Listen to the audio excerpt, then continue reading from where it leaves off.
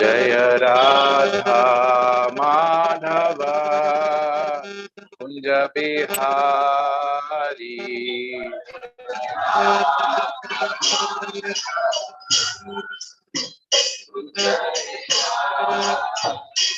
जय राधा माधव कुंज बिहारी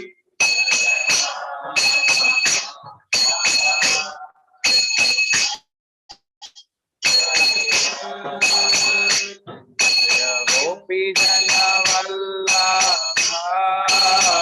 गिरिवर धारी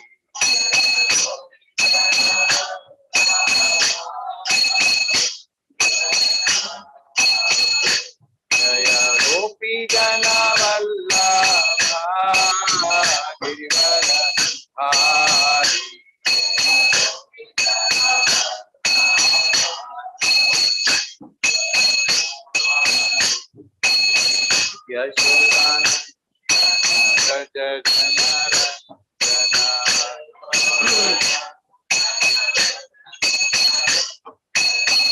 यशोदानंदन व्रज जन रंजना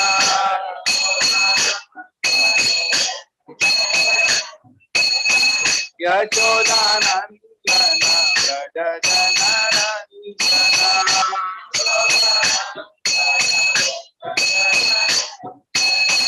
यमुना तीरावनचारी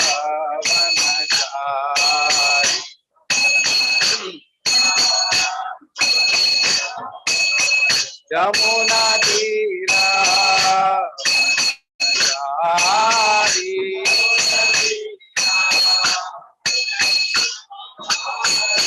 जय Radha Madhav Kunj Bihari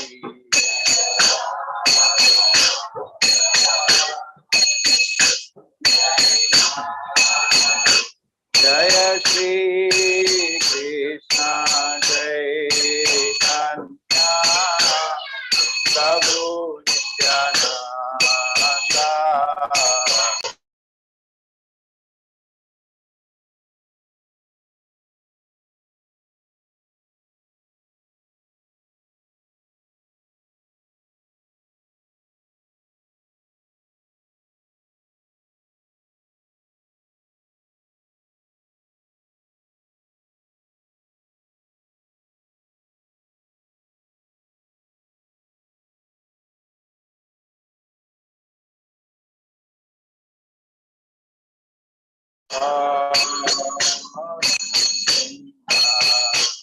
Hare Krishna, Hare Krishna, Krishna Krishna, Hare Hare, Hare Rama, Hare Rama, Rama Rama, Hare Hare, Hare Krishna,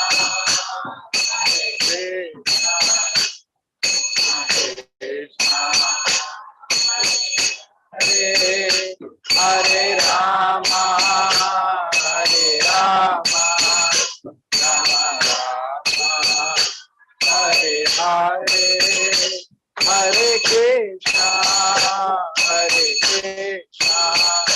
Krishna Krishna, Hare Hare, Hare Rama, Hare Rama, Rama Rama, Hare Hare, Hare Krishna, Krishna Krishna,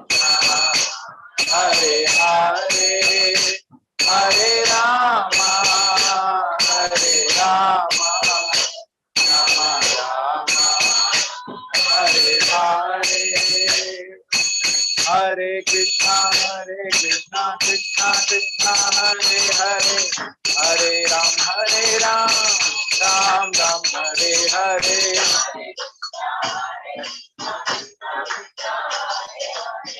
Hare Ram, Ram Ram Hare. Hare Krishna, Krishna Krishna Hare Hare, Hare Ram, Ram Ram Hare Hare. Hare Krishna, Krishna Krishna Hare Hare, Hare Ram, Ram Ram. Hare Hare Krishna, Krishna Krishna Hare Hare, Hare Ram, Ram Ram Hare Hare. Hare Krishna, Krishna Krishna Hare Hare, Hare Ram, Ram Ram. Hare Krishna, Krishna Krishna Hare Hare, Hare Rama,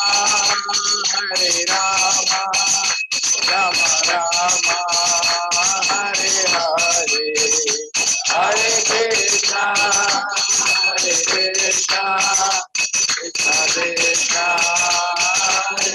Hare, Hare Rama,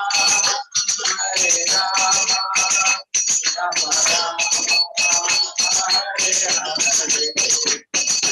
Hare Krishna, Krishna Krishna Hare Hare, Hare Ram, Ram Ram Hare Hare.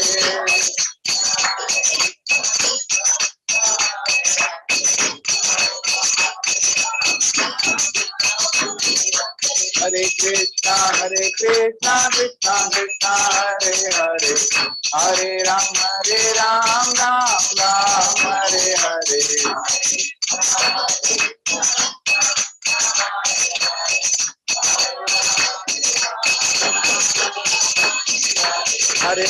Hare Krishna, Krishna Krishna Hare Hare, Hare Ram, Ram Ram Hare Hare.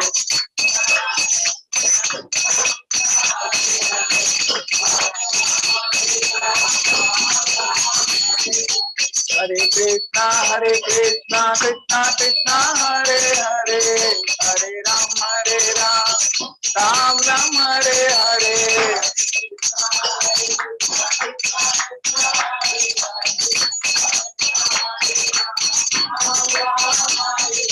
Hare Krishna, Krishna Krishna Hare Hare, Hare Ram, Ram Ram Hare Hare.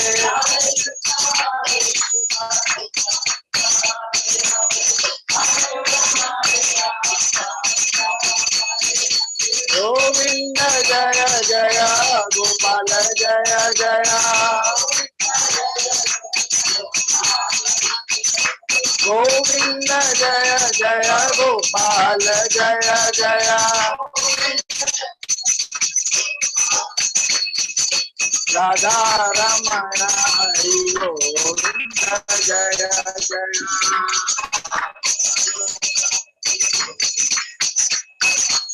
Radha Ramana Hari Govinda Jaya Jaya, Radhe Radhe Radhe Radhe Radhe Govinda,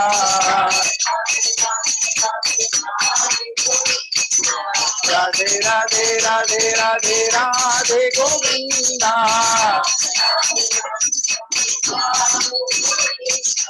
Radhe Govinda Jaya Radhe Gopala,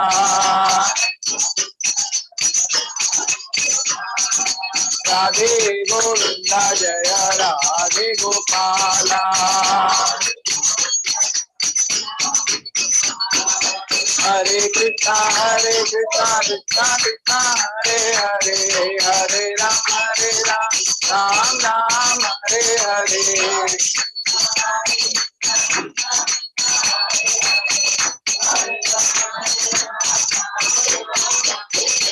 Hare Krishna, Krishna Krishna Hare Hare, Hare Ram, Ram Ram Hare Hare.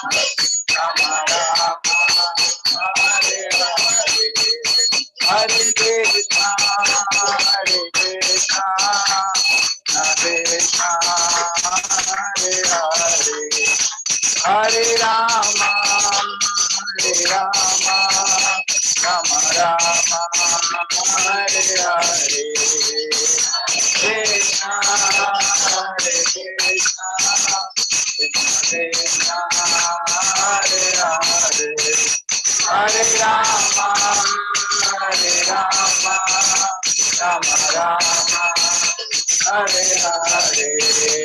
Jaya Gandharvika Giridhari, Gandharvika Giridhari, Gaura Hari.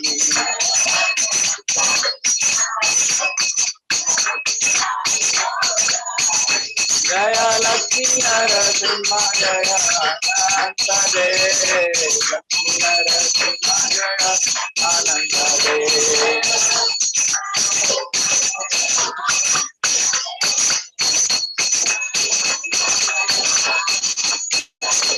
Jaya Gauranika, Gauranika, Gauranika, Jaya Gauranika.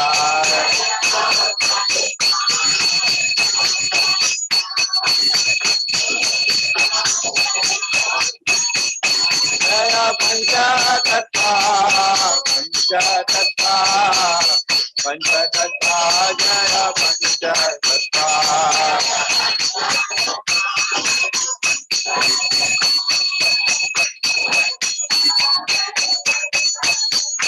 Jaya Jaya Prabhupada, Prabhupada, Prabhupada, Jaya Jaya Prabhupada, Jaya Jaya Prabhupada, Prabhupada, Jaya Jaya Prabhupada, Jaya Jaya Gurudev, Gurudev, Gurudev, Jaya Jaya Gurudev, Jaya Gurudev.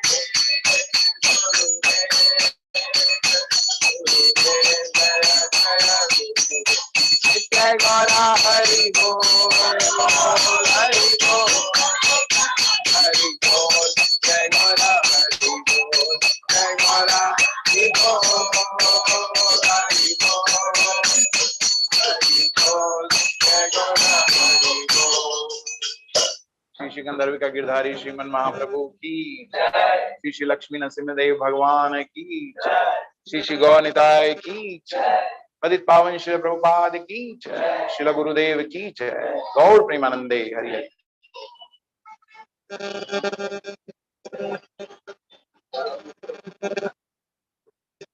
ओम नमो भगवते वासुदेवाय, ओम नमो भगवते वासुदेवाय, ओम नमो भगवते वासुदेवाय।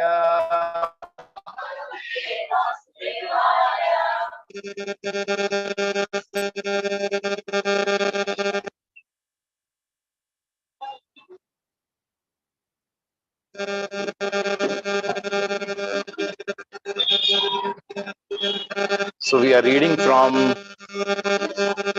Srimad Bhagavatam, first canto, 13th chapter, 55th shloka. Please repeat after me. Vijnanatmani samyojya Kshetragni pravilapyatam Brahmani atmanam adhare Ghatambara ivambare, Ghatambaram ivambare. Vijnanatmani samyojya Netragye pravilapyatam Brahmani atmanam adhare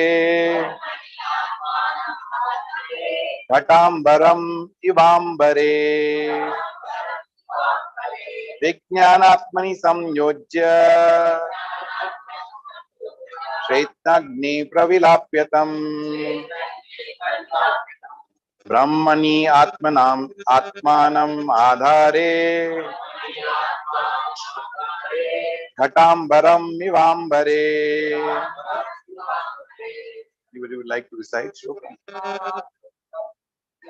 Vijnanatmani samyojya Shetagni pravilapyatam Brahmani atmanam adhare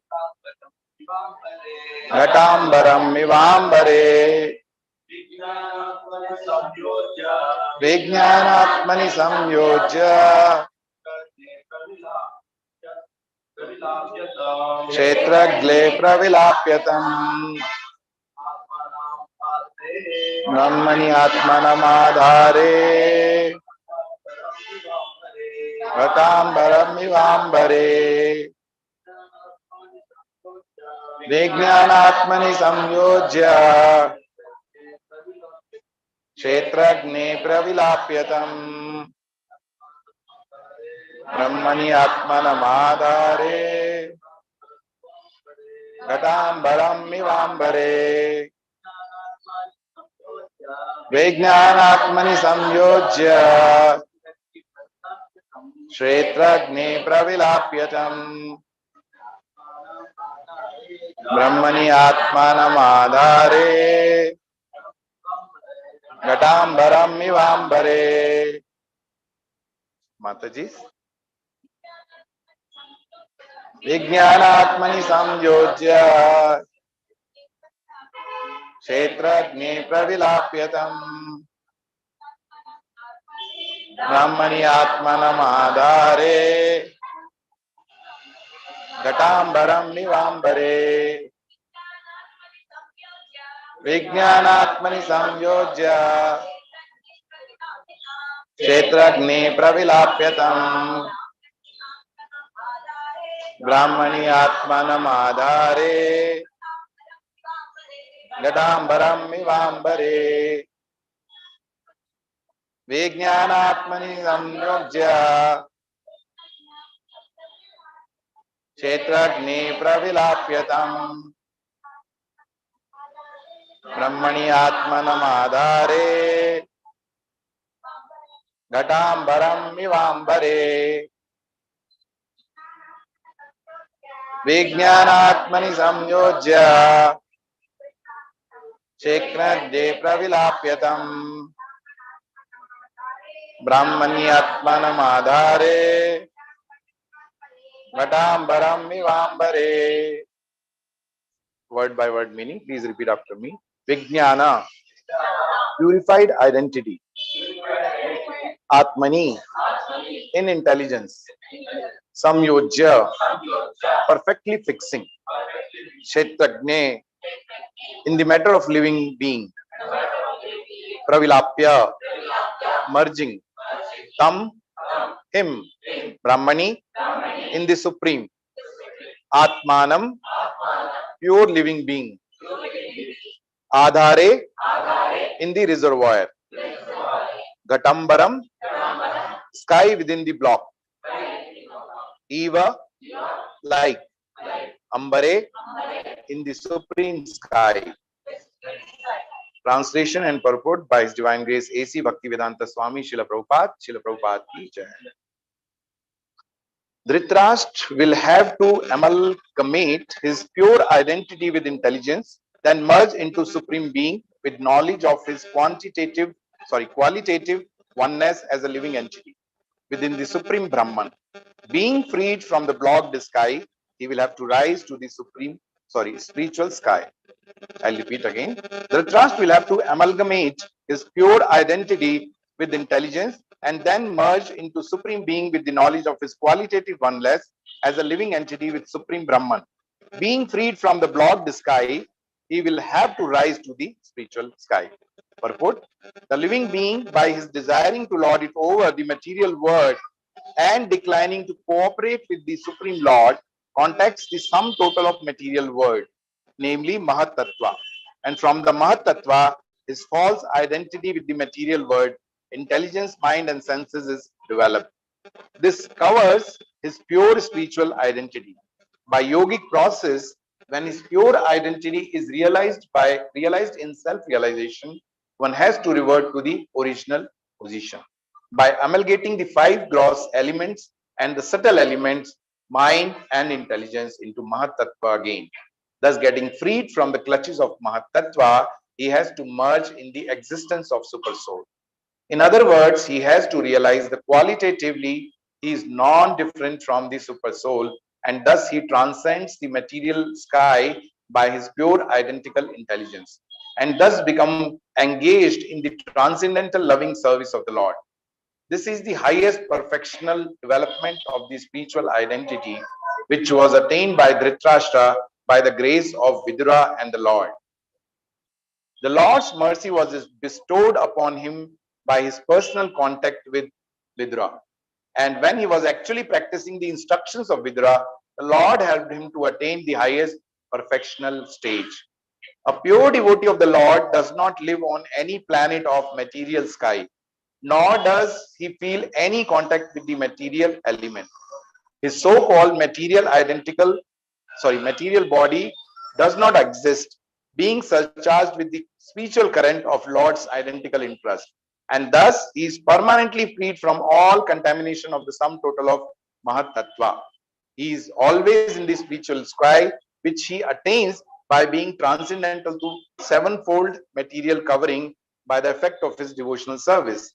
The conditioned soul are within the coverings, whereas the liberated soul is far beyond the cover. Om Tat Sat. Om Ajnanatimirandasya Jnananjana Shalakaya Chakshurulminitam Yena Tasmai Shri Guruve Namah. Shri Chaitanya Manovishtam Sthapitam Yena Bhutale Swayam Rupa Kadamayam Dadati Swapadantikam. Vandeham Shri Guru Shri Yuta Padkamalam Shri Gurun Vaishnavam Cha Shri Rupam Sagrajatam Sahagana Raghunathanvitam Tam Sajivam Sadvaitam Savadutam Parijana Saitam Krishna Chaitanya Devam Shri Radha Krishna Padan Sahagan Lalita Shri Vishakhan Tamsha.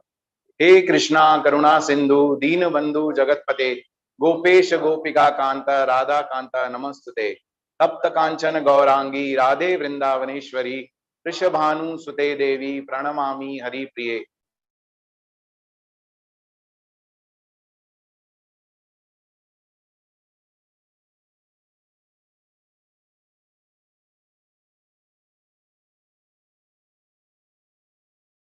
Hare Krishna, Krishna Krishna, Hare Hare, Hare Rama, Rama Rama, Hare Hare. Namam Vishnu Padaya, Krishna Pristhaya Bhutale, Srimate Bhakti Vedanta Swami Nitinamine, Namaste Saraswati Deve, Gauravani Pracharine, Nirvishesha Shunyavadi Paschatya Deshataya. Mukam Karoti Vachalam, Pangumna Shri Guru Dintarnam Paramananda Madhavan Shri Shri Namam Vishnu Padaya, Krishna Pristhaya. And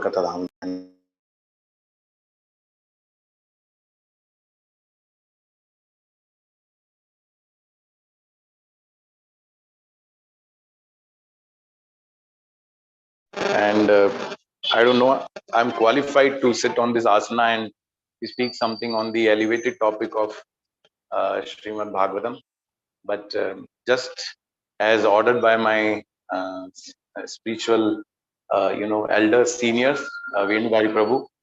So I tried my best to escape out of it, but somehow, actually, I think once or twice I deferred also, saying that this problem, that problem, but I think Prabhu finally cornered me and he asked me to come here. So I'm very, from deep of my heart, I am very much obligated to Venudhari Prabhu and Mataji. Venudhari Prabhu has a very, crucial role in my spiritual growth. I have taken a lot of guidance from him all the time, and I still take a lot of guidance from him. His experience in spiritual life and his realizations are very touching, and many instructions I have in my heart, which I have taken while conversing with him. So you all are very fortunate to have somebody like Venudhari Prabhu to be amongst you, guiding you all. So I would just request all of you to utilize this opportunity. And that's today's topic also, is that how association of devotees is very rare. So you all are very fortunate that Prabhu is here and he is guiding you all, and he's amongst you all. So please utilize this opportunity. Although it's I remember I have done a lot of services along with Vedindhari Prabhu in the temple, like cooking and all that, taking guidance from him. And he has so many times, we used to work with him, under him rather, taking, we had no idea what to do. Prabhu used to very patiently, he used to tell us all these things all the time. He has so much of patience in guiding devotees. I sometimes I wonder if I can any of that, even the tinge of that, if I can, acquire, then I would be very, very, lucky or fortunate that way. So we are very, very obligated. We are very grateful to Prabhu being is in this center, and he's giving guidance to all of you. So thank you so much for inviting me today. So as I said that I don't think I have any qualification. I don't think I have any. To be honest, I don't have. I think any realization also to share, because I am at a very, very, very spiritually at a very low level. But Srila Prabhupada has always taught us that, whatever we know, whatever we learn, whatever we have heard from our seniors, whatever we are hearing from our Guru, whatever we are hearing from Prabhupada, we just repeat as it is. So I'm just try to do that today. And in that process, if I speak anything which is not appropriate or in line with our teachings of Prabhupada, so please forgive me for that. And if you find anything useful in that, so it's all mercy of Srila Prabhupada and my dear spiritual master, His Holiness Jayapataka Swami Maharaj, who is giving always his shelter at his lotus feet to all of us. So this chapter is actually, we see that it's a very, very, very interesting chapter, because in this chapter we see how a devotee, pure devotee like Vidura, see, a pure devotee of the Lord is always very, very compassionate. Vaishnava is always paradukha dukhi. Vaishnava sees that, the people in general are always suffering. And there should be some, a pure devotee of the Lord just want to deliver all other souls who are suffering in this material world. So we see how Vidura, he goes to Dhritarashtra. Actually, if we all know the history of Mahabharata, right? So Mahabharata war is over. Dhritarashtra, all the sons of Dhritarashtra has been killed, and now Yudhishthir Maharaj has been, what you say, he has been made the king, and he is ruling, and he is pious king. He is a very dharmic king. So he is basically just ruling in a very, very appropriate way. How Krishna wanted to establish dharma through Yudhishthir Maharaj, that happened. But the other aspect of that is that Dhritarashtra, even after being, his sons killed, he's still, staying in the palace of his nephews. So in Yudhishthir Maharaj and all the Pandavas, and in spite of being the reason of this, war, the Yudhishthir Maharaj is very, very, what do you say? Very, very diligently he is taking care of Dhritarashtra.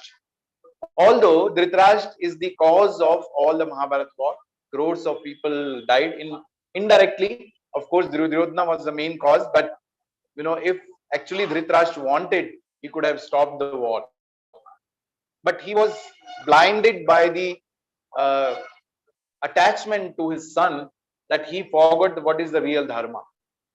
And in spite of Krishna trying his best to, give advice to Duryodhana, Dhritarashtra, still nothing changed. Lord Krishna, he even went to become a messenger, to the, for Pandavas. And he even told that you just give 5 villages to Pandavas, they will be happy. But Yudhishthira, what Duryodhana is saying, I will not even give one of the tip of the needle, that much land also I will not give. So we say, in Sanskrit, the proverb is Vinasha Kale Viprita Buddhi. So Duryodhana, he didn't understand, that dharma, he is going on the side of adharma. And even the Supreme Lord himself, who is showing his Virat Rupa in the Hastinapur, assembly, Still, Duryodhana is not realizing the supremacy of the Lord. We all know that pastime where Arjuna and Duryodhana, both of them went to Dwarka to get assistance from Krishna. And Duryodhana is sitting on near the head, and Arjuna is sitting at the feet of the Lord. And when Lord Krishna was sleeping at that time, so when he slept, when he woke up, then immediately his first sight went towards Arjuna. And when he saw Arjuna, then oh Arjuna, you have come. And then immediately Duryodhana said, I have also come. So he was sitting next to his head. And then Krishna asked, okay, how can I help you both? What do you all both want? So then and Krishna, just to show how the devotees of the Lord are very, very clear, focused, determined, he asked that, okay, Arjuna, since both of you have come to ask something from me, since I have seen you first, I will give you the opportunity that you can ask whatever you want. Krishna is Paramatma. He knows everything. He's sitting in the heart of everybody. He knows what is there. But then he wanted to teach to the whole world how a devotee behaves. And then immediately Duryodhana said that I came first, so I should get opportunity. Then Krishna said, no, but I saw Arjuna first. And he is sitting at my feet, so I will give opportunity to Arjuna first. And Krishna very categorically he told that I'm not going to participate in this war. I'll be, so one side I will give my Narayani Sena, and on other side it will be me who is not going to pick up any weapon. And Krishna had already declared this. So even Duryodhana was forcefully came by as Shakuni has insisted him. But unfortunately, you cannot give intelligence to the food like that, right? So although Shakuni had smartly told him that you take Krishna your side, but when Krishna told that I'm not going to be this thing, one of you can get Narayani Sena, one of you will get me. And Arjuna got first opportunity. Arjuna told, I want to have Krishna. I want to have you, Krishna, along my side. And Duryodhana is very happy. He's thinking that, this person, see, Arjuna is so foolish. He is taking Krishna on his side, and who is not even going to pick up the any weapon. So he's thinking so foolishly, this person has, Arjuna, and he's very happy from inside. But outside he's saying, oh, Krishna, I wanted you on my side. But anyway, Arjuna is my younger brother, so I have to respect this thing. And like that, he's going. And when he goes back to Shakuni he does like this, he breaks his head. He says, you are such a foolish person. Why you didn't ask Krishna? Because wherever Krishna is there only is victory.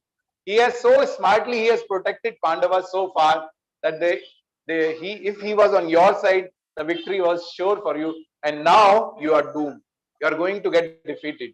Shakuni told to Duryodhana. So anyway, so the point is that the devotee of the Lord are very, very compassionate. They are very, they want to do well-being for people in general, because they know, although we are so foolish that we will not even know that we are suffering in this material, unless some devotee comes and tell us that you are suffering in this material world. You realize we have so many problems comes in our life, so many difficulties are there, but we don't realize that we are suffering.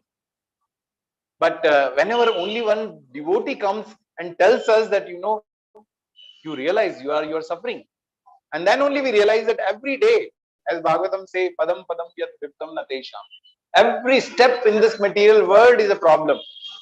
Whenever we walk out, I don't even know when I will step down this stairs, I would be, what if I stumble down and I'm gone?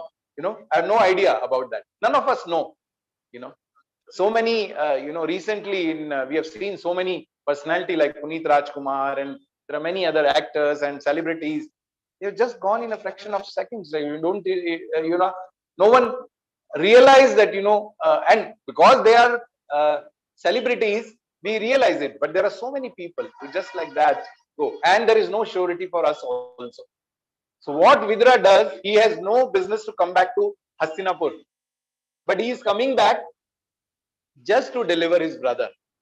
He comes, he is very well, as this chapter says, that he was very well respected by Pandavas.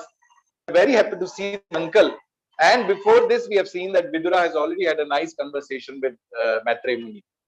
So he has already, during the war, he had gone to all the pilgrimage and he has met with Maitre Rishi and he has a nice conversation, which is recorded in Bhagavatam. So then he is coming back, and that point of time, he takes all the respect which is given by his nephews, Pandavas, but then later he goes to Dhritarashtra, and then he scolds him that you are very harsh words he used. He says you are sitting like a dog. As a dog is being thrown a food, you are accepting the food from your nephews without even realizing that your sons have been killed by them. You're such a shameless person that I think high time you realize, you leave all this. And he scolds that you have been attached to this opulence. You are staying in the palace. He uses very, very harsh words. So actually, a pure devotee of the Lord or a spiritual master can have the all authority to scold us. Sometimes what happens is when we have devotees and when any senior devotee tells us something, we really feel very bad. I remember many instances where we got scoldings from our senior devotees for doing some small mistakes, and then it will be pinching in our heart. Why Prabhu said like that? Why Prabhu? Like, because our ego is like that, right? Our ego will not be, we all have ego within us, but when you realize with the cool mind, when you think, and when I look back after so many years that how I was being guided by my senior devotees, actually we miss that association, because in our temple a lot of senior devotees have moved to different places, like Venusari Prabhu has come to KR Puram, and like that everybody has gone and started their own reaching places. So in temple we have very less senior devotee, so there is nobody to scold nowadays, and that will become more and more popped up because there is nobody to correct us.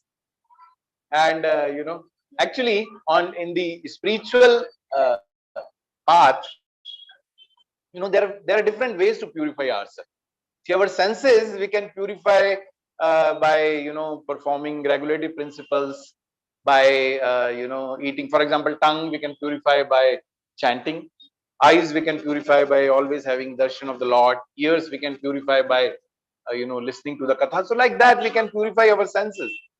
Our mind we can purify by doing more and more chanting. Our intelligence we can purify by doing more reading scriptures. But ego to purify, it's very difficult thing. That can be only purified by a pure devotee or a senior devotees. When they come, they correct us, they then our ego, actually it's mentioned in the scriptures that this is the only way to purify our because at the moment mana buddhi ahankar, right? So Krishna has told our gross body is made up of panchtattva, our subtle body is made up of mana buddhi ahankar. So, and Prabhupada has translated ahankar into false ego. Actually the actual real translation is ego, ahankar, but Prabhupada has translated it to false ego, because we all are so wrongly identifying ourselves with this body that any little somebody says, some senior devotee say you have done this wrong, that's all, we are hurt, and then we say, shall we go or not? ISKCON is like that only. ISKCON people will not, but outside we are getting scolding from our boss, our parents, our friends, everybody is scolding us left and right, trashing us. We are ready to do that, but in spiritual path, if anybody is correcting, then immediately we take it to our heart.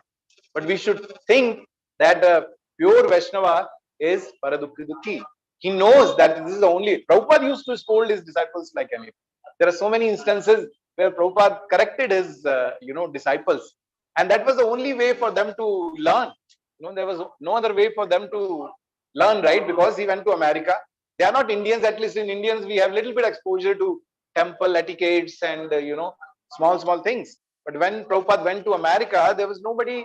They were all crude, pure, like a clean slate. They had no idea. Actually, it is one way. It is good. The problem with us Indian is that we believe everybody we know. We know Rama, we know Krishna, we know Shiva, we know Ganpati. Everybody we know, and we keep. Nowadays, thanks to TV, we get a lot of serials are there. Anything they will show, and we will, yesterday in my class, some Mataji was saying in Radha Krishna serial, they have shown something. Krishna was cursed by this and that, and Radharani. I have no idea, Mataji. I don't watch the serials, and I would advise you also to don't watch that serial, any serial on that way, because I don't know, they will see one Krishna, and then there will be some white Krishna, and there will be duplicate will come and triplicate will come, and I don't know what all they will show, which has no reference to any scriptures. So so better, but unfortunately, we Indians have that tendency that okay, we think we know everything. Spirituality, this foreigners. Today only I was in temple. There is one devotee from Estonia. He has come to temple today. He's a very young, hardly 30s. And when he was performing Arati, I was just thinking that, so, the fortunate they are. Estonia, I don't know how many of you have you anyone of you have heard the name of that country? Estonia? And see that corner of the world, it's a very, very small country. Maybe I'm not sure. Maybe it must be a little bigger than Bangalore. And in the one corner of Europe, East Europe, it is that country. Very small country. In that also, some devotee of the Lord has gone, the devotee of followers of Prabhupada, disciple of Prabhupada, His Grace Sankarshan Das Adhikari Prabhu has gone there and he's preaching in those countries. And that youngster, when I saw that this thing, then I said, he's so fortunate that in such a young age, and he is a sort of, I think, temple vice president or something there, because it must be a small center. So, but the point is that, they are so fortunate that they are getting the association of some pure devotee, some pure follower of disciple of Prabhupada, and they are taking so sincerely. He is shaved and chikha and all that. In India, we still 10 times things to shave our, at least in South India, because thanks to Tirupati, at least you all are in North. I'm from North, so there means removing head means they will come and ask everything is okay in your family. That's the only reason they believe that you shave your head. So there nobody will like it's considered as very abominable to remove your hair, because see, so much ego is there, right? Because hair is the with our beauty is all through our hair. And when we remove, why we remove that in Tirupati Balaji? Because that is our ego. We all think that okay, I am looking so smart because of the hair. So that's why this tradition has come that we go to Tirupati and we remove our hair there. But the point is that pure devotee of the Lord are very, very compassionate. And like Vidura, he has done so much favor to Dhritarashtra that after taking that instruction, so this prior shlokas, what they are saying is that, Dhritarashtra, after taking instructions from Vidura, Dhritarashtra, along with, his wife, what is his name? Gandhari. So he leaves the palace in the night. And when Yudhishthira, he gets up in the morning, and he, as an elder of the family, every day he goes and gives respect to Dhritarashtra. And when he goes to the Dhritarashtra palace, he sees that Dhritarashtra is not there, and he is inquiring from everybody that okay, where is Dhritarashtra? Where is my uncle? And he is very, very upset, and he is going and asking even the gatekeepers and all that where, and nobody is telling him that where Dhritarashtra has gone. Even the Sanjay, when he goes to Yudhishthira, goes to Sanjay, Sanjay just starts crying. He's not able to reply to Yudhishthira Maharaj because he knows that Dhritarashtra is gone. At that point of time, Narad Muni comes there and he's telling all this that, don't worry, now your uncle is going to leave this material world. So he has been, along with Vidra, has directed him and he has gone and he will be leaving his body. And after hearing the words from Narada, we'll see in future shlokas also that Yudhishthira Maharaj becomes pacified. So I just thought I will talk a little bit about the devotees association, because important if you read in purport, of course there are some technical aspects is given about Mahatattva and all that. So I think that is Mahatattva is beyond our head.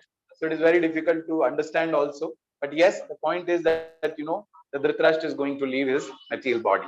So Vidura, then when Vidura is going, and Prabhupada is mentioning, very important thing Prabhupada is mentioning in the purport is the highest perfectional development of spiritual identity, which was attained by Dhritarashtra by the grace of Vidura and the Lord. The Lord's mercy was bestowed upon him by his personal contact with Vidura. And when he was actually practicing the instructions of Vidura, the Lord helped him to attain the highest perfectional state. So the point which Prabhupada is trying to make here is that if we want to achieve perfection in the devotional our life, then only way of doing that is taking the shelter of a pure devotee. I'll share one story that Actually, this is a Puranic story. Once there was a dung beetle. Dung beetle is an insect which lives in the dung of cow. Okay, so you can imagine what kind of abominable insect is this.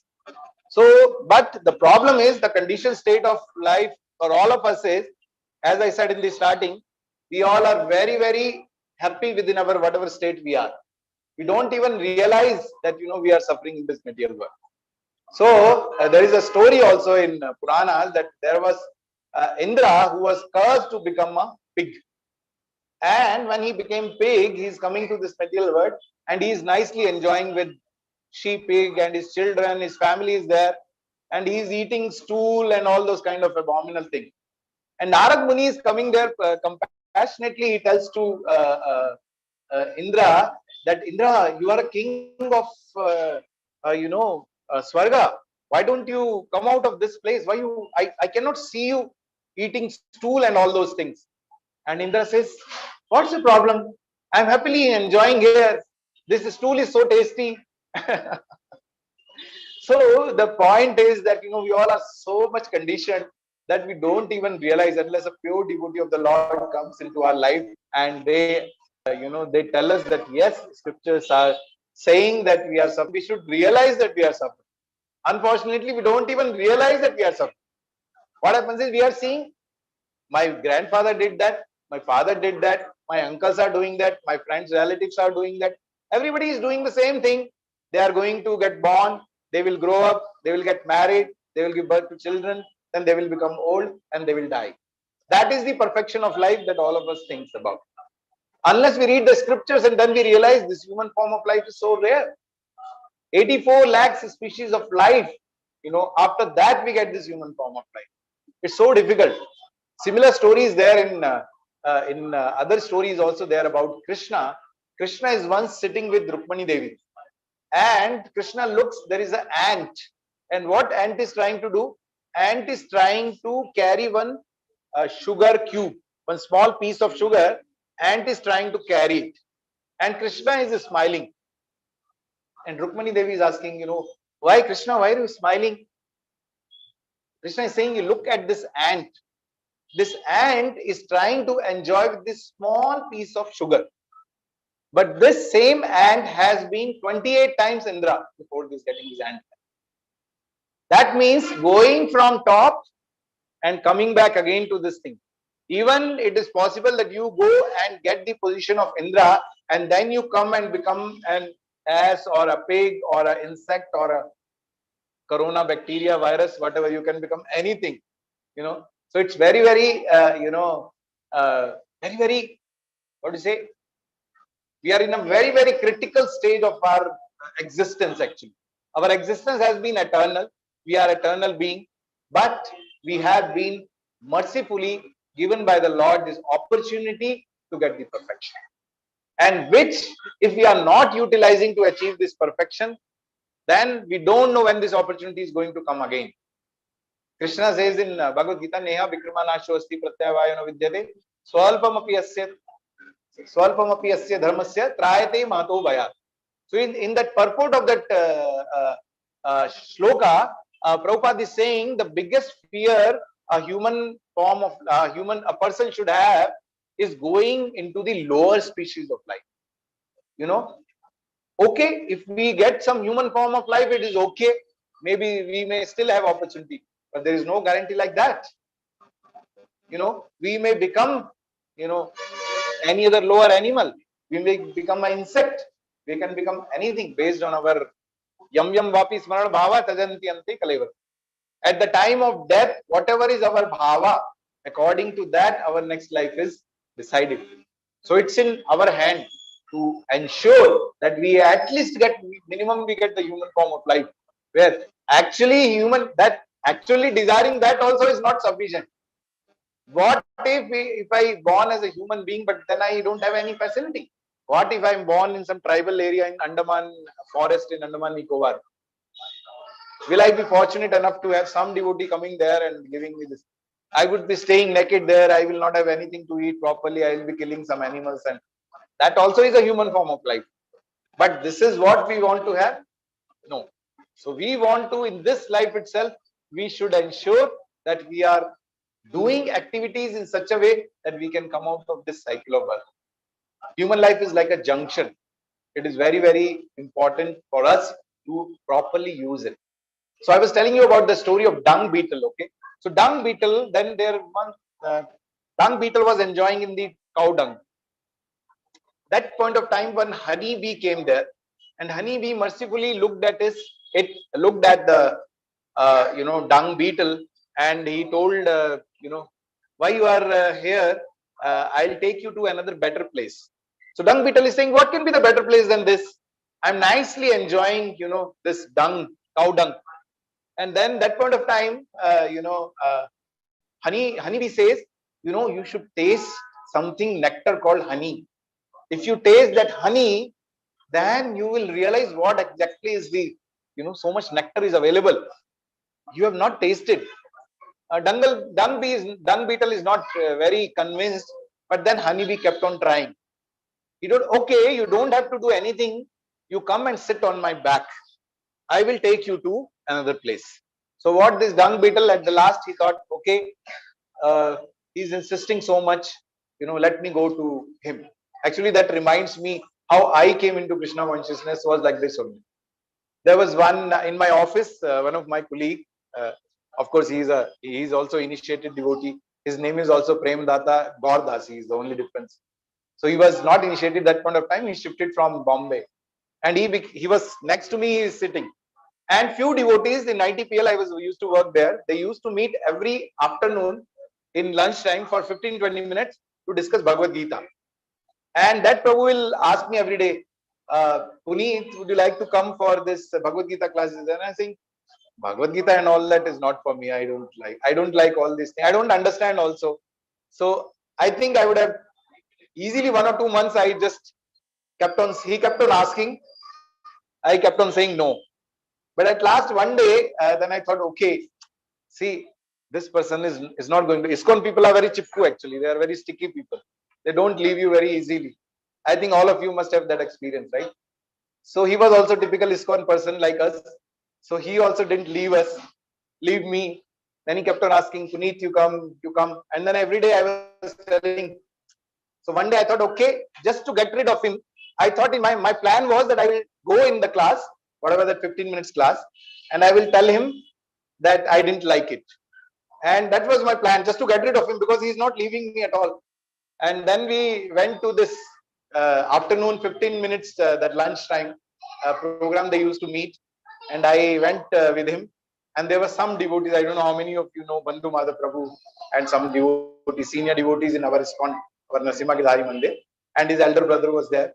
So they used to discuss Bhagavad Gita. And I still remember they were discussing introduction to Bhagavad Gita. And that day they were discussing about karma. And karma is the most fascinating topic, right? Because you want to know what is karma, why do we suffer, and I liked it so much that when I was coming back, and he had some meeting and he was rushing back, and I rushed back behind him and I told him, please call me every. So so all of us must have this experience in the initial part of our spiritual life, that we'll feel that, okay, these people are so pushy. They just, I don't know, they are free, they don't have any job to do, but we have so many things to take care. I have my family, I have my children, I have my work, I have my business. And these people, they don't, they have no work to do. Even if they are working in some corporate world, in banks like Prabhu, all of us will be working somewhere, and Matajis will be doing some other, many of Matajis are working, but still, because what has happened is that whatever we have got the blessings or from our senior devotees, we feel that we should also give this to others. Whatever benefit I have got, that benefit should be given to others also. That's the only reason. Otherwise, in today's world, who is bothered about our well-being? Tell me, who is bothered? Nobody is bothered in today's world. Everybody is selfish. Even our own family members, if we analyze, everything is based on selfish interest. Only Vaishnavas are there who are just because they see the interest of that particular person. So if I had not, maybe it was all Krishna's mercy that at least I got some reason to go to that program, and after that, after so many years, there is no looking back. But the point is, gratefully, many a times I stand in front of Krishna and I say that, thank you so much, Krishna, that you sent that particular devotee in my life who pushed me. If there was no pushy devotee, then I don't think I would have come. Like most of us, right? We don't like pushy people at all, right? But if we, after some years, when we realize that we see if these pushy devotees were not there, then our situation has been so bad, right? So we are very, so like that. Anyway, coming back to our story of dung beetle. So then honeybee took the dung beetle, and that honeybee threw dung beetle into a flower. And as soon as the dung beetle went into that flower, it started enjoying the nectar, that honey which is available in that flower. And he's tasting and tasting, and he's getting intoxicated. And when he is looking at the honeybee, he's able to see 2-3 honeybees, not one. It is getting so much intoxicated by the taste of nectar. And by the arrangement of the Lord, that flower was in the garden of a princess. Okay, and that princess has taken the vow that she will every day offer this 100 flowers from her garden to Lord Shiva every day. She was doing some austerity or whatever, some tapasya. So that honeybee or that dung beetle, it was something like lotus flower. It get closed in the evening, right? And the dung beetle was stuck inside it, and it was just relishing that nectar of that honey and enjoying. So in the morning, the princess came there, and princess took that flower and she offered it to, along with the 100 flowers which she had taken the vow. That flower was offered to Lord Shiva. Now this dung beetle is sitting on Lord Shiva at the lotus feet of Lord, or whatever, Shivlinga. And this dung beetle was there for one full day. Okay, so then princess, now at the end of the day, what we do? We just take the flowers and then we'll just put them somewhere. We just don't throw them, right? So this princess, this kingdom was near Ganga, river Ganga. So she took the flowers and she threw that flowers into river Ganga. Now this dung beetle is floating in the Ganga river. And now he's thinking, all of us know, right? If we go and take bath in Ganga, our sins get washed away, right?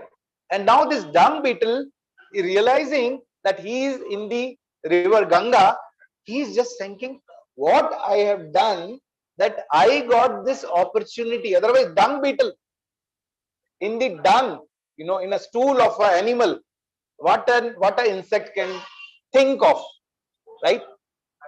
It is something like a dwarf, a short person, is thinking that I will go and touch moon.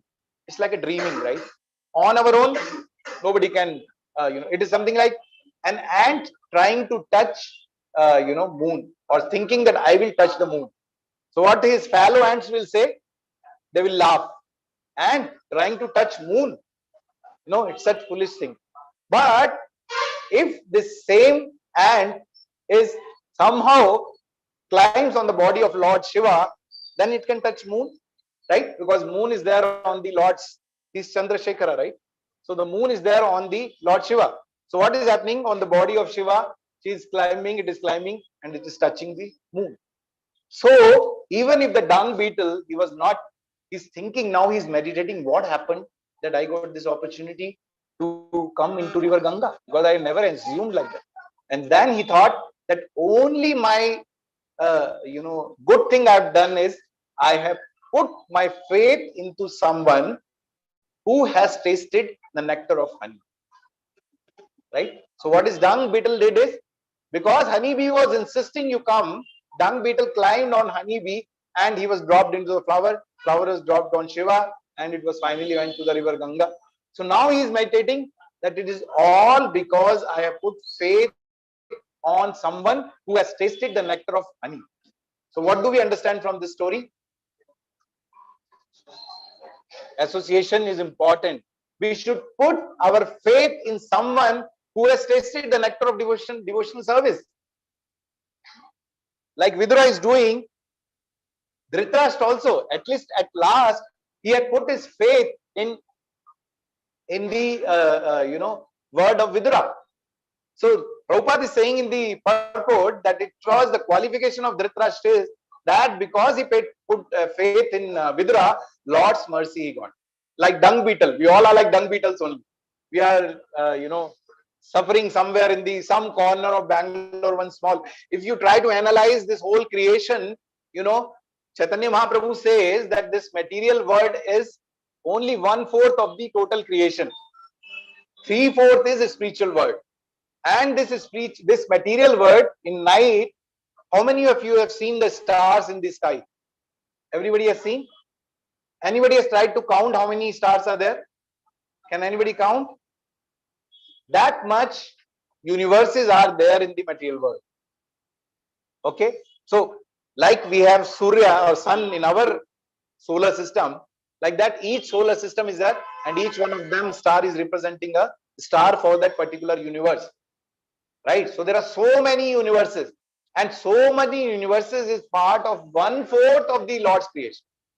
3/4 of Lord creation is the spiritual world. Now you imagine that this whole material creation, which is the 1/4 of Lord's creation, in that there is one solar system in which we are the part of it. In that solar system, one Earth is there. Earth is so big. In that one small country is there, India. And then India, there is one small country, Bangalore. Small state, Karnataka. In that small Karnataka state, there is a city, Bangalore. In Bangalore, there is a small place called Medahalli. In that Medahalli, we have a small center where we all are sitting.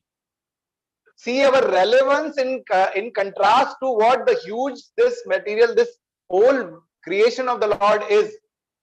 In that creation, we are getting the mercy of the Lord through one pure devotee of the Lord. Aren't we fortunate? Aren't we fortunate? So, Hare Krishna. So, we all are so fortunate that this Prabhupada is sitting here, Lord Gandharva Girdhari, Gaur-Nitai, they are sitting here and they are giving mercy through all these devotees.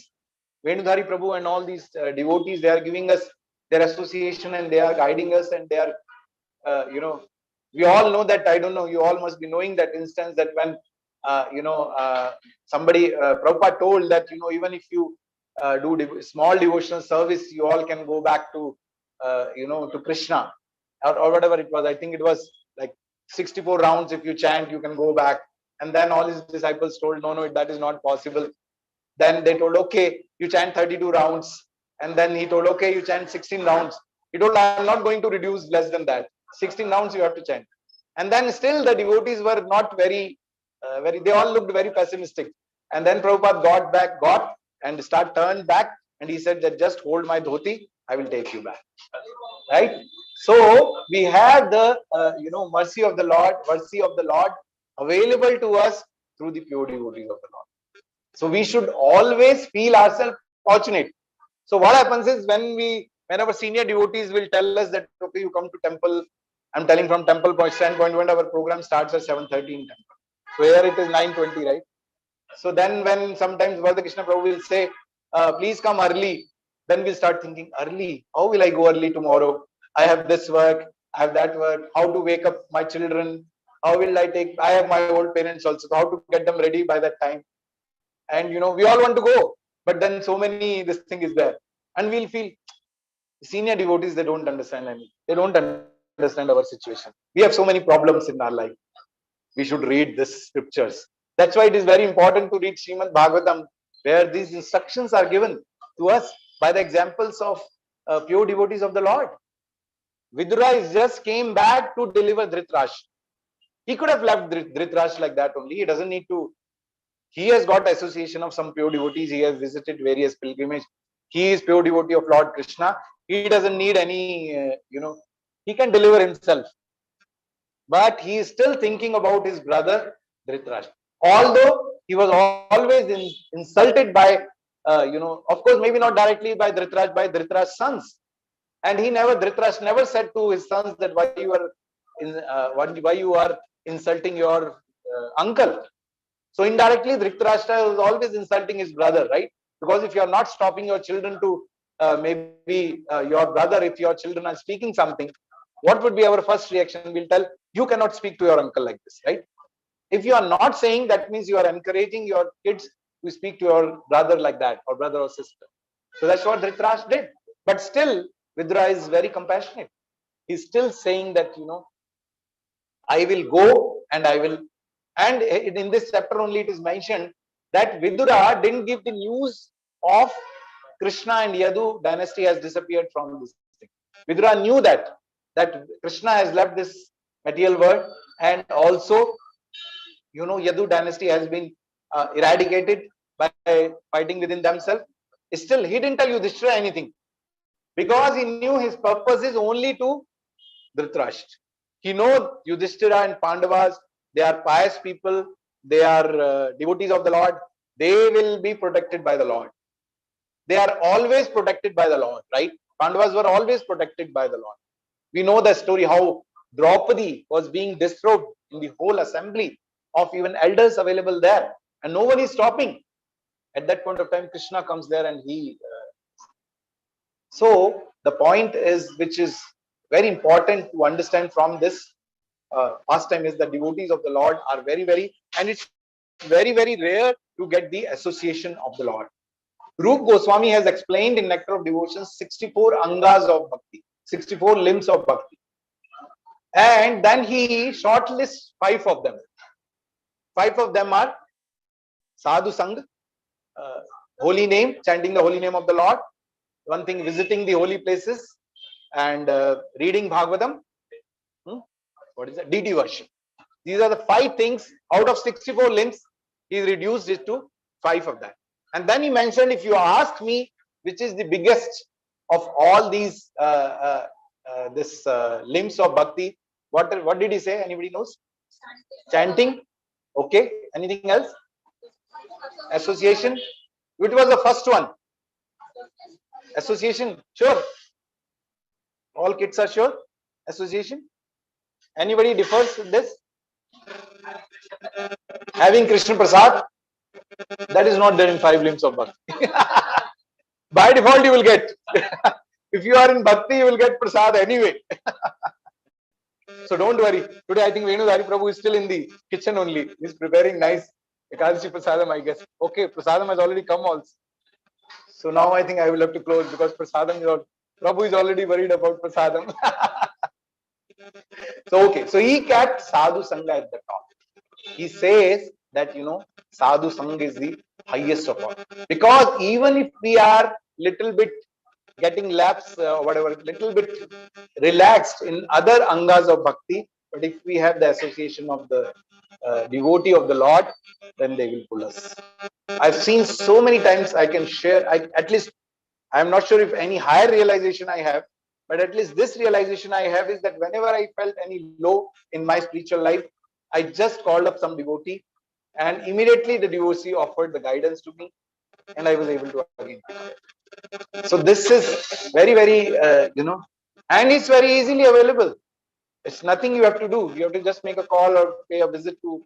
Whenever we feel spiritually low, we just call or speak to some of our fellow spiritual brothers and sisters. Just discuss with them what is the problem, and we can get out of that.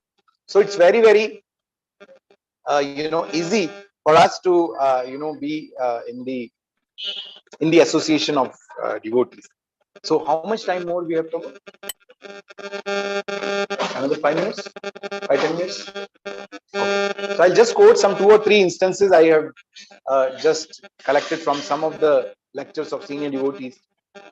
So Gaurang Prabhu, in one of the lecture, he defines how the association of devotees is. He gives the example of local trains in Mumbai.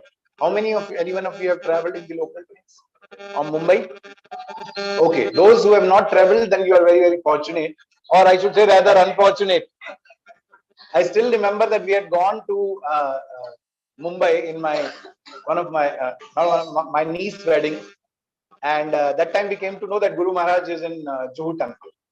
So we just thought that okay, we'll go and visit Juhu temple because Guru Maharaj is there. And I think all of you must have experienced. I don't know how many of you have gone to temple when Guru Maharaj, His Holiness Jayapatak Maharaj comes to temple. You will not have any chance to go in one close also, right? It's very difficult because there are so many He has 70,000 disciples all around the world. And South India means his main area of this thing is South India. So much difficult. Last time when he visited and we went to Palace Ground, right, to have darshan of Guru Maharaj and from far. So what happened when we went to Mumbai? So some of I had gone to wedding, but then uh, my devotee in our group informed me that Guru Maharaj is there in Bombay, Prabhu, and how Lord arranges also that I was supposed to come one day before, but I didn't get the train ticket, so I had to stay one more day in Bombay, and then I thought, okay, just because I didn't get train tickets when I booked 3 months in advance. So, but after see, I didn't know even they are going that day only.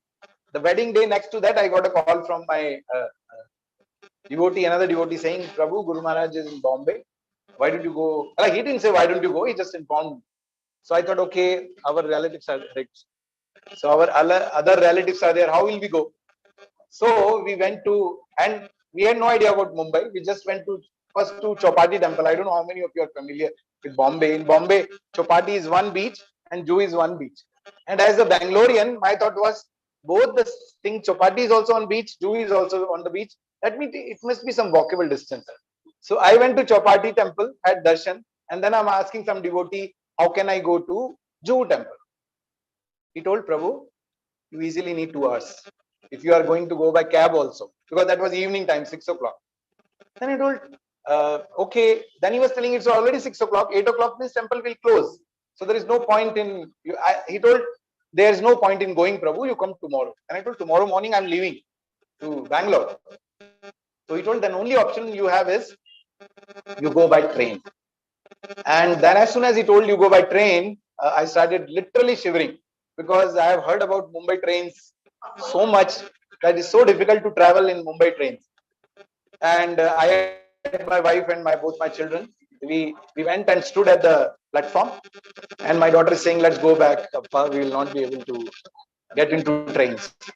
Then I somehow remembered Gaurang Prabhu's lecture. He told you stand there in front of the train bogie. People will push you inside, so you don't have to do anything. So then but I have to convince my children. They are Bangaloreans. They don't even know what is crowd. They have not traveled even BMTC bus, so they will not even know. So my daughter is saying will not go. But I'm thinking we have to go. We can only opportunity because tomorrow morning we are going back to Bangalore. We have only opportunity to meet Guru Maharaj. Somehow I convinced her that okay, let's get. Okay, I told her we'll stand there, we'll try. If we are able to get into train, it's okay. Otherwise, we will go back. We'll take cab and we'll go back to my sister's place. Then, as Gaurang Prabhu had told, we stood there, and when the train came, we don't know. We are standing very leisurely, not much crowd. But as soon as train came, some hundreds of people came around us, and everybody pushed it. And we are trying to. I am second time thinking, shall I get into train because we are not used to so crowded trains. But we have no time to think. Everybody pushed us into the inside the train, and we are already inside the train. And somehow we reached, and then I'm so tense, and see, Bombay local people will know that ladies and all that will not enter into ordinary, but we are outsiders. We entered into whatever bogie came, and then but luckily people realized that these people are outsiders, so they gave seat to my wife and my kids. They got up. They are so decent people are there still on the earth. That is, we can't believe that too in a city like Bombay. And then we got in there, and then anyway, so our journey, and somehow we reached this thing. Anyway, that's all together different how we had interaction with Guru Maharaj. But the point which I was trying to bring now was, which Gaurang Prabhu says is that devotee association is like that. You have to be just at the right place in the right association of right people, then automatically your spiritual life will be taken.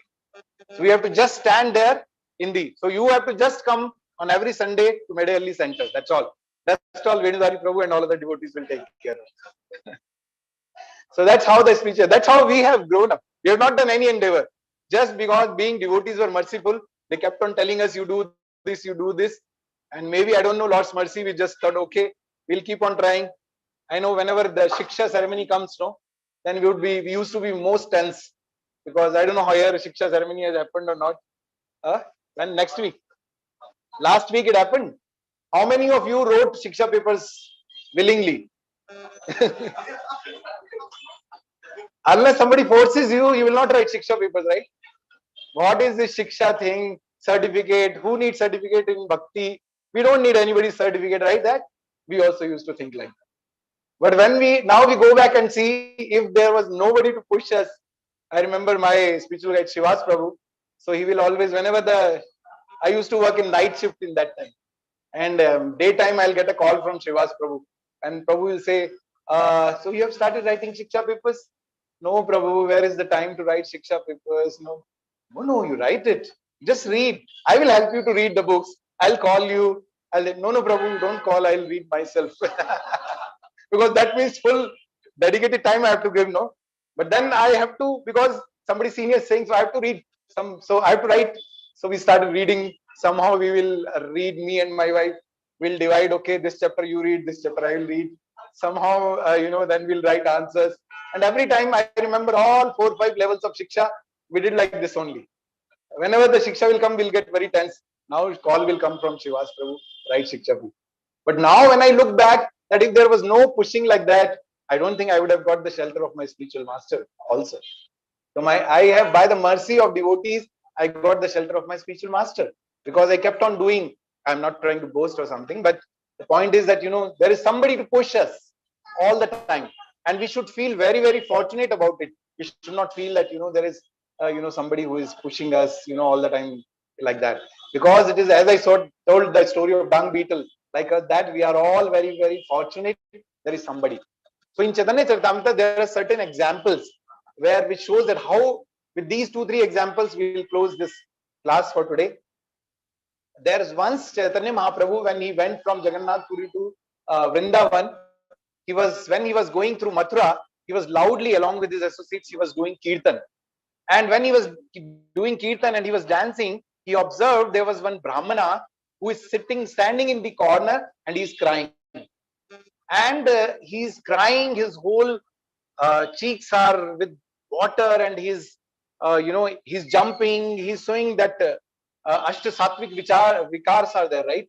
You will have your hair standing on your body, your perspiration all around, and you're sweating, and sometimes he's laughing, sometimes he's crying. So on those kind of symptoms he was showing. And then Chaitanya Mahaprabhu observed this Brahmana, and after some time he went to him and he asked him one question, that have you met Madhavendra Puri? I don't know, those who don't know Madhavendra Puri, he was his spiritual master's his Param Guru. Basically, his Guru's Guru, Madhavendra Puri. So Madhavendra Puri is a pure devotee of the Lord, and he was very elevated. And his disciple Ishwar Puri is Chaitanya Mahaprabhu's spiritual master. And this when Chaitanya Mahaprabhu asked this Brahmana that have you met Madhavendra Puri, this Brahmana replied that yes, I have met Madhavendra Puri. Madhavendra Puri came to Mathura, he stayed in my house, and I served him. I had his food remnants, I washed his feet, and I drank his Charnamrita, and I had the opportunity to take the dust from his lotus feet. And immediately Chaitanya Mahaprabhu embraced this Brahmana and said, no wonder that you are showing these kind of symptoms in you. So what does it mean?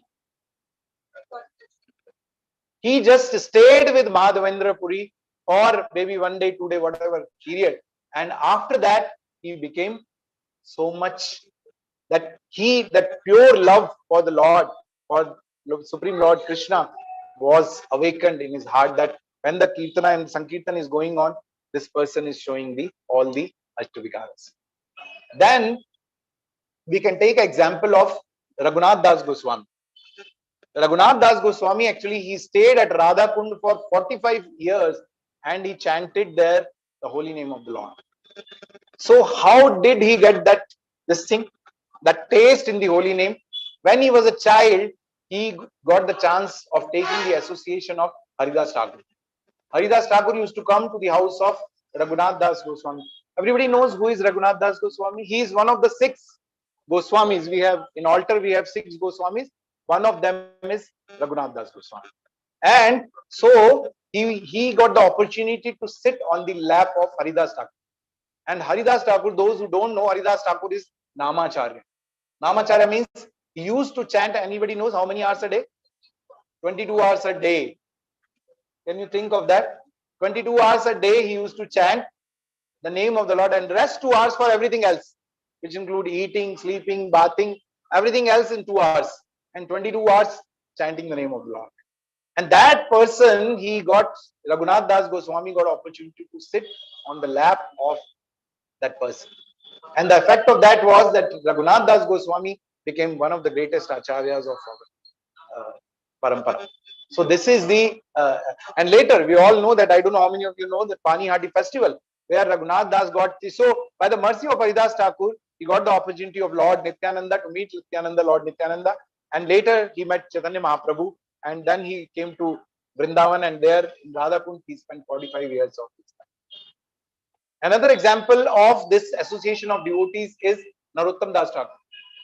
Narottam Das Thakur is also one of the greatest acharya of our parampara. He has written many wonderful songs, and most of his songs talks about the separation from the Lord Chaitanya Mahaprabhu, separation from other devotees, and he even writes to that extent that if I don't get the mercy of Lord Chaitanya, I will hit my head into the stone. Like that, he kind of, so much separation he feels about the Lord Chaitanya. How he became such a greatest acharya of his time? Anybody has any idea? Anybody knows who is the spiritual master of Narottam Das Thakur? Lochan Das, not Lochan Das. Who is telling? Loknath? Loknath Swami. Loknath Goswami. Loknath Goswami. So he was actually, Loknath Goswami and Bhugar Goswami are two elevated, acharyas. They were sent by Chaitanya Mahaprabhu to Vrindavan even before Rup and Sanatan. Rup and Sanatan Goswami were on the instruction of Chaitanya Mahaprabhu. They went to Vrindavan. We all know that. But before that, Loknath Goswami and Bhugarba Goswami, I think their samadhis are there in the same complex. Radha Damodar temple. 64 samadhi, in that their samadhi is also there. So this Loknath Goswami actually never used to accept any disciple. And when Narottam Das Thakur went to, he met Loknath Goswami, within his heart he decided that I am going to be disciple of Loknath Goswami. But when he went to Loknath Goswami told that I don't accept disciple at all. And even when Narottam Das Thakur told that, I want to, please show your mercy upon me, Loknath Goswami was very rigid. He told, I am not going to accept any disciple. I have never accepted any disciple. So then, what did Narottam Das Thakur did? That in the morning time, when Loknath Goswami will go for passing stool in the forest, right? So this, after passing stool, when he will come back, that Narottam Das Thakur will go there. He will wipe all that place where he has passed the stool with his bare hands. Can you imagine like that? He did like that with his bare hands, and then he will clean it with cow dung, cow urine. He will make that place very, very, very clean. And then he will come back. And Loknath Goswami, again, he will go next day. Again, he will see these places. So after a few days, he realized it cannot be by chance that, it's happening. He says that, okay, there is somebody is doing something here. So one day what he does is, after passing stool, he goes and stands behind another bush. And then he sees what's happening. That time, Narottam Das Thakur comes there and he starts cleaning that place. And he is not cleaning like very sadly or something. He's chanting the name of the Lord and he's singing the songs and he's clean, because he's from his deep in his heart, he's thinking that I am doing service to my spiritual master. Although the spiritual master not accepted him as his disciple yet, but he has that, that mood. So with that mood, when he's doing, Loknath Goswami heart gets melted, and he comes there and he says that, why you are doing this? This is all is not required. So Narottam Das Thakur says that, my dear spiritual master, That is the only link which I have between you and Krishna, between me and Krishna, is through you. By offering my service to you is my only connection with Krishna. So if you don't take away this opportunity from me, and as soon as Loknath Goswami hears that, he immediately embraces Narottam Das Thakur and he initiates him as his guide. So Narottam Das Thakur is the only disciple which Loknath Goswami accepted. And how did he become the greatest acharyas of his time? Loknath Goswami, Narottam Das Thakur, just by taking the association of a pure devotee like Loknath Goswami, who within his heart has the Krishna prema. See, I can give you, suppose a beggar comes to me and asks me give me 5 rupees, I'll be able to give him 5 rupees because I have 5 rupees. But if somebody comes and asks me, give me a bungalow in Bangalore or give me a plot in Bangalore, I'll say I myself stay in a rented house. How can I give you? So I can give you only thing which I have. Vaishnavas, pure devotees of the Lord, have the prema, have the love for the God, Supreme Personality of Godhead. They can give that. That's why Prabhupada say that purity is the force, right? More and more we follow devotional, we do devotional, perform devotional service, more and more we get purified. And more we are able to give that Krishna prema to others. So of course we are not qualified because we are not doing anything properly. We are not doing sadhana also properly, forcefully getting up, half of the time sleeping in chanting, half of the time sleeping in Bhagavatam class also. But these pure devotees of the Lord, they have Supreme Lord within their heart. Rup Goswami and Sanatan Goswami, they used to go into what was their samadhi? They will go and enter into Golok Vrindavan and they will enter into the pastimes of the Lord. And they will perform the pastimes along with the Lord as manjaris. They will perform these leelas there and then they come back. But one instance is there where Rup Goswami is sitting in samadhi or he is in the meditation where he goes back to Golok Vrindavan and he's performing some leelas. He's participating in the leela of Radha and Krishna. At that point of time, one lame person means who walks limping, he passes from there. And Rup Goswami, who is in the meditation and he is in this thing, he laughs. Seeing some leela in Golok Vrindavan, he laughs. But this lame person, he thinks that Rup Goswami has laughed upon me. And he takes that offense within his heart. He becomes a little upset, but he doesn't say anything and he goes from there.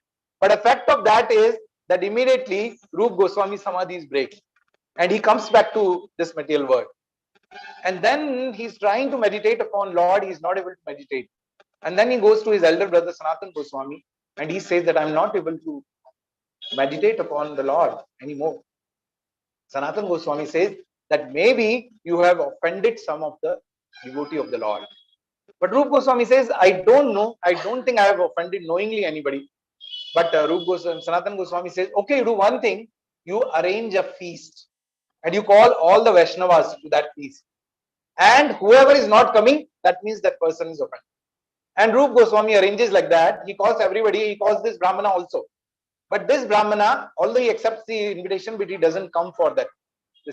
Immediately Rup Goswami goes there and he asks for the forgiveness from that Brahmana and he says that I have not done knowingly.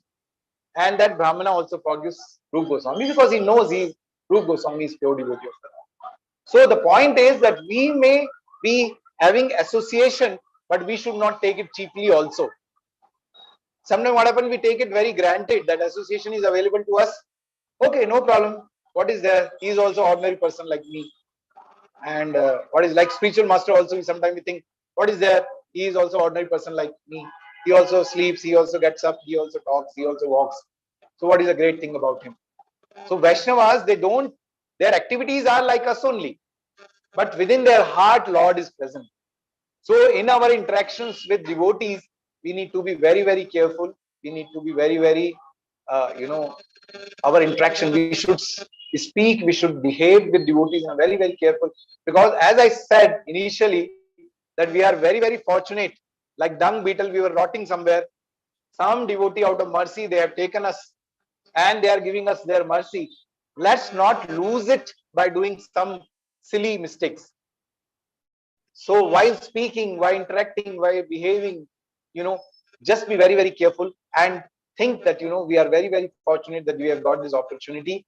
And even if sometimes some senior devotees, they are correcting us, we should take it in a very, very positive way, that this is how Krishna is teaching it. Krishna is not going to come here and present because we don't have that qualification yet. That Krishna will come and he will directly come and say, Premadata Chaitanya Das, you are doing this thing wrong. Maybe he will not come, because even if he comes, assume in front of all of us, Krishna is coming and standing with the flute in front of me. Is there a guarantee that we will recognize him as a Krishna? We may think somebody, some beggar has come.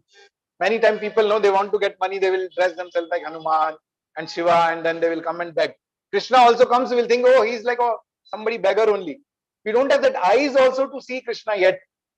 So how as in this case, Vidura is giving the mercy to Dhritarashtra, mercy of the Lord. Prabhupada is saying Dhritarashtra got it through a devotee, pure devotee of the Lord. So we all are getting mercy of the Lord through the senior devotees. So let's utilize this opportunity as Dhritarashtra did, and he utilized that opportunity and he achieved that perfection. So with that, I will close today's session. And once again, I want to thank all of you, especially Venudhari Prabhu. I don't know, patiently, he keeps giving his association to, to me particularly, always keep guiding me whenever I ask for any guidance.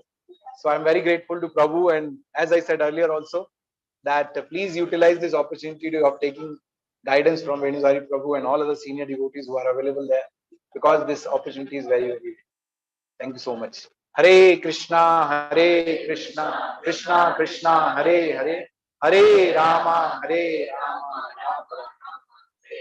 Shri Shri Gandharvika Girdhari Srimad Mahaprabhu ki jai, Shri Shri Lakshmi Nasimdev Bhagwan ki jai, Padit Pavan Srila Prabhupada ki jai, Gaur Premanande. Anybody has any question? Since Venudhari Prabhu is there, so I'll try to answer. If I don't get, Prabhu is there to help me out. Or any comments anybody wants to add anything, or any realization you want to share, you can do it.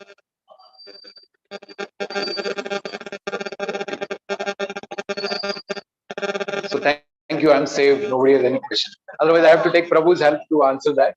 Thank you so much. Hare Krishna.